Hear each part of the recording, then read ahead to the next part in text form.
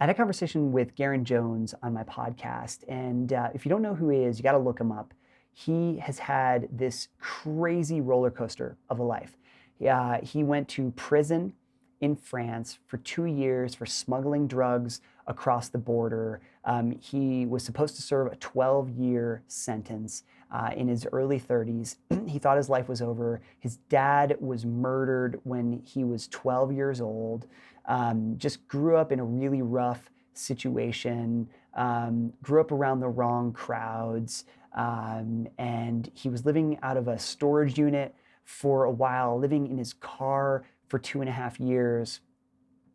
And once he got out of jail, he really turned his life around. He just wrote this book called Change Your Mindset, Change Your Life. And I just finished reading it. It's really, really interesting. One of the most fascinating things that he talked about was that when he was in jail, he actually found freedom.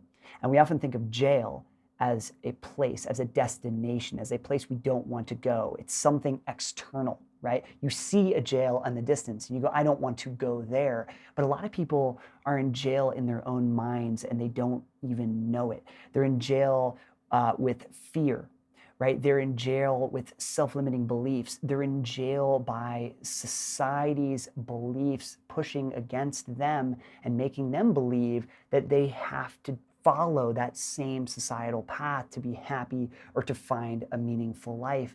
And so, there's so much anxiety and depression. They're just kind of in this mental jail cell. And what was so amazing is like when he was in jail, he was detached from all of these societal things. He no longer had the magnetism of society and he could start thinking on his own. And as he's in his jail cell, he's reading all these books about the power of positive thinking. He's reading hundreds and hundreds of books, filling his mind with different ideas and creating new neural pathways for himself. And so he's tending to the weeds of his own mind in jail, no external distractions. And that allowed him to grow exponentially as a person. And, as soon as he got out of jail, he actually felt like he was in jail again, even though he was out, because once again, like the magnetism of society wound up coming towards him, right? All the things that people would say like, oh, Garrain, you got to do this. Or he was he had a music career when he got out of jail. And it was deeply unfulfilling for him because he was filling himself with all these things that people told him he should be doing. Hey, if you sound like this, then you're going to be better. If you do this, then you're going to be better. Or if you chase this, you're going to be happier. There's two things that can really help someone that's going through trying to kind of demagnetize, right? Declutter their own minds, get out of their own mental prison. Number one is changing your behaviors. And that's one thing that Garrain was really preaching.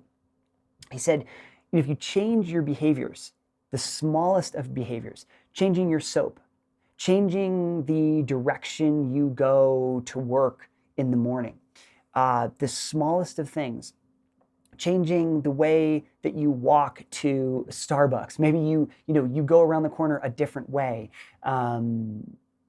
Little things lead to bigger things.